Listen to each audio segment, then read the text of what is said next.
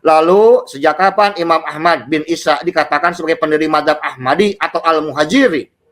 Semua adalah kebohongan yang nyata. Pengakuan internal yang diviralkan tanpa disertai pengakuan eksternal yang sudah viral adalah sebuah kedustaan. Kiai Alawi adalah pengkaji ilmu rijalul hadis dan nasab Bang Alawi dari pendekatan rijalul hadis. Apa yang Anda temukan, Kiai, tentang sosok Ubaidillah bin Isa ini ketika mengaduk-aduk atau membongkar kitab-kitab atau risalah-risalah di era itu? Apakah Anda menemukan sesuatu? Silakan, Kiai. Sebelum kita membahas Ubaidillah bin Ahmad, saya ingin membahasnya dari bapaknya dulu. Dari Ahmad. Oke, iya. Atau Ahmad bin Isa Arumi bin Muhammad An-Nakib. Di sini ada kesimpang siuran sejarah antara Ahmad Al-Muhajir dan Ahmad Al-Abbah. Kalau kita bicara sekarang targetnya adalah rijalul hadis, sosoknya perawi sebagai seorang reporter, seorang informan yang mengumpulkan berbagai informasi. Sebetulnya ada beberapa nama ini yang beredar. Yang pertama, Ahmad Al-Muhajir bin Isa. Ahmad bin Isa. Ahmad bin Isa bin Muhammad. Ahmad bin Isa bin Muhammad An-Nakib. Ahmad Al-Abbah Al-Baghdadi. Ahmad Al-Abbah Al-Baghdadi. Ahmad Al-Basri. Ahmad An-Nafat. Dalam ilmu rijalul hadis, sudah umum bila seseorang sekarang memiliki banyak nama, lazim dikatakan sebagai mukhtalifun, katsiran jiddan, alias pembohong, pendusta. Artinya orang yang dimaksud itu tidak memiliki eksistensi atau majhul, bisa sebut-sebut majhul, tidak dikenal, tidak ada. Kenapa? Bagaimana mungkin kita bisa membuktikan sebuah eksistensi bila ia sendiri tidak eksis? Nah, sebagaimana keyakinan atau klaim yang dipegang kuat dari klan Ba'alwi, bahwa Ahmad Al-Muhajir ini memiliki gelar Imam Mustahid. Wih, luar biasa. Dan dalam tradisi keislaman, keilmuan Islam, yang namanya Imam Mustahid, mereka semua adalah muhaddis. Mereka adalah penghafal hadis, pengkoreksi hadis, mereka juga ahli fikih, dan ahli periwayat hadis. Karena tidak ada satupun imam mustahid yang tidak meriwayatkan hadis. Tidak ada. Nah, tentang hal ini saya melihat ini sekali lagi sebagai sebuah glorifikasi terhadap seseorang yang sebetulnya tidak ada. Tapi dinisbatkan, ditempelkan sebuah gelar yang mulia dalam keilmuan agama Islam, itu Imam Mustahid. Nah, sekarang kita lihat versi Ba'alawi bahwa yang namanya Ahmad bin Isa ini dalam berbagai manakib kelahirannya ini banyak. Disebutkan tahunnya ada 2 tahun 214, 260, 273, 279 Hijriah. Dan beliau wafat tahun 345 Hijriah di Husaisa, Hadramaut, Yaman. Beliau dibesarkan dalam keluarga yang mewah, kaya raya, terhormat, bahkan dikatakan juga terlahir dari keluarga kerajaan di daerah Basrah, Irak. Namun, Imam Ahmad Al-Muhajir memutuskan hijrah dari Irak manakala negeri 1001 malam tersebut dana fitnah dan gerakan dari gerakan Karamitah yang sangat hebat dan dahsyat. Demi menyelamatkan akidah anak cucunya, sedangkan limpahan harta benda yang begitu banyaknya ditinggalkan begitu saja. Kemudian pergi menuju Madinah, kemudian Mekah, kemudian berkeliling di Yaman dan akhirnya menetap di Hadramaut. Dari sini kemudian beliau dikenal sebagai Imam Mustahid. Sejak kecil, Imam Ahmad ini tumbuh dalam asuhan dan didikan kedua orang tuanya dalam lingkungan keluarga yang penuh dengan keilmuan, kemuliaan, serta keistimewaan. Dan beliau ini mengais berbagai disiplin keilmuan, seperti ilmu hadis, ilmu tafsir, ilmu sastra, sejarah, dan lain sebagainya. Dari pembesar-pembesar ulama yang hidup di zaman itu, tepatnya di kota Basrah. di mana beliau dilahirkan dan dibesarkan. Salah seorang klan Ba'alawi yang bernama Habib Abdurrahman bin Ubaidillah As-Saqaf menegaskan bahwa Imam Ahmad Al-Muhajir bukanlah seorang Sunni Syafi'i dalam bidang fikih. Karena Ahmad bin Isa adalah seorang mujtahid, maka dia tidak perlu mengikuti madhab manapun. Nanti akan kita bahas ini. Nah, dalam sisi yang lain, ada Ahmad bin Isa lain yang dimakamkan sekarang di bagian selatan kota Baghdad, di kota Najaf Ashraf, tepatnya di Wadi As-Salam. Beliau wafatnya tahun 305 Hijriah, atau berbeda 5 tahun dengan Ahmad Al-Muhajir versi Ba'alawi. Beliau disebut dengan An-Nafat, ahli dalam perminyakan. Ya, baca saja sebagai minyak bumi, bahan bakar, atau beliau ini sebetulnya adalah pengusaha ekspor impor gula minyak. Secara keilmuan beliau memang bukan seorang alim ulama, bukan seorang mujtahid, hanya seorang pengusaha yang alim. Yang perlu sekarang dibicarakan dalam rijalul hadis ini ada dua Ahmad. Yang satu adalah Ahmad Al-Muhajir yang dilahirkan sekarang di Baghdad. Yang satu lagi adalah Ahmad Al-Abah atau Ahmad Al-Abah An-Nafat Al-Baghdadi. Umur keduanya hanya berbeda 5 tahun.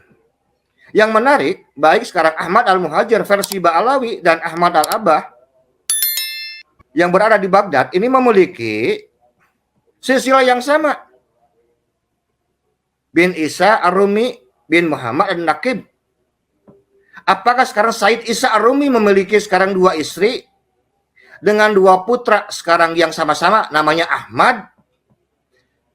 Atau bagaimana? Karena setelah ditelusuri ternyata yang betul hanya satu, yaitu Ahmad Al-Abah Al-Baghdadi yang dimakamkan sekarang di Najaf, dan beliau adalah seorang Syiah Imamiyah. Kita buatkan analisanya sekarang begini.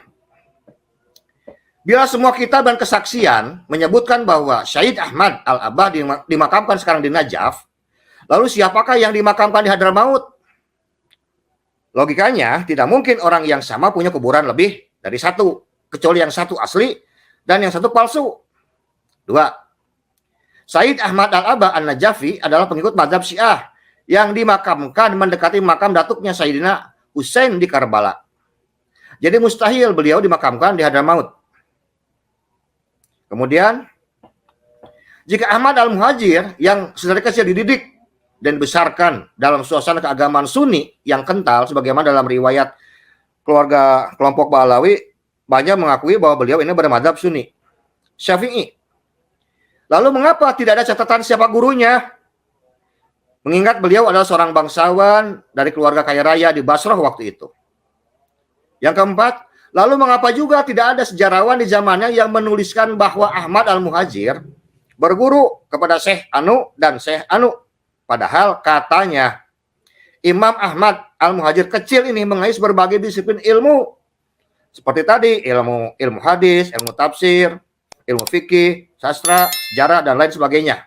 Dari pembesar-pembesar ulama di zaman itu. Kelima, dengan berbagai ilmu yang diterima oleh Ahmad Al-Muhajir yang dilahirkan dan dibesarkan dari keluarga bangsawan dan kaya raya di Basra waktu itu, ini sangat mungkin bahwa beliau ini dilahirkan antara tahun 274 sampai dengan 279 Hijriah. Dan beliau hijrah tahun 317 Hijriah. Sebagaimana masyhur diriwayatkan dalam beberapa riwayat. Artinya, sebelum hijrah, beliau ini berusia antara 43 sampai 48 tahun. Nah, sekarang bila dirunut para pembesar ulama di saat itu yang hidup dan pantas menjadi guru-gurunya Ahmad Al-Muhajir kecil atau sudah dewasa 43 sampai 48 tahun adalah Imam Muhammad bin Jarir At-Tabari Al-Baghdadi. Beliau lahir 224 sampai dengan 310 Hijriah. Diperkirakan ketika beliau wafat, Imam Ahmad Al-Muhajir berusia 33 sampai dengan 38 tahunan. Dan murid-murid Imam Muhammad bin Jarir At-Tabari antara lain dikatakan oleh Al-Hafidh Ad-Dhahabi adalah Abu Syu'aib, Abdullah bin Al-Hasan Al-Harani, Abdul Qasim At-Tabari, At-Tabarani, Ahmad bin Kamil Al-Qadi, Abu Bakar Asy-Syafi'i, Abu Ahmad ibnu Adi Al-Mukhallad bin Ja'far Al-Bakhri, Abu Muhammad ibnu Zaid Al-Qadi, Ahmad bin Al-Qasim Al-Qassab, Abu Amir Muhammad bin Ahmad bin Hamdan, Abu Jawar bin Ahmad bin Ali Al-Khatib, Abu Ghafar Al-Ubaidillah Al-Hudaibi, Abu Al-Mufaddal Muhammad bin Abdullah Asy-Syaibani, Mu'alla bin Sa'id, dan banyak lagi. Bila benar Imam Ahmad Al-Muhajir mengais ilmu dari para pembesar ulama saat itu, mereka adalah murid-murid terbaiknya Imam Ibnu Jarir At-Tabari, yang pasti akan sangat senang untuk mereferensikan sebagai guru-gurunya Imam Ahmad Al-Muhajir.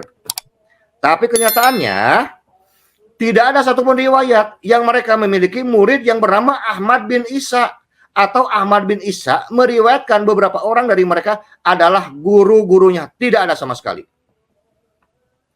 Kemudian yang keenam, tadi dikatakan bahwa menurut Habib Abdurrahman bin Ubaidillah Asy-Syaqqah menegaskan bahwa Ahmad Al-Muhajir, beliau ada seorang mujtahid, sehingga beliau bukanlah seorang Sunni dari Syafi'i.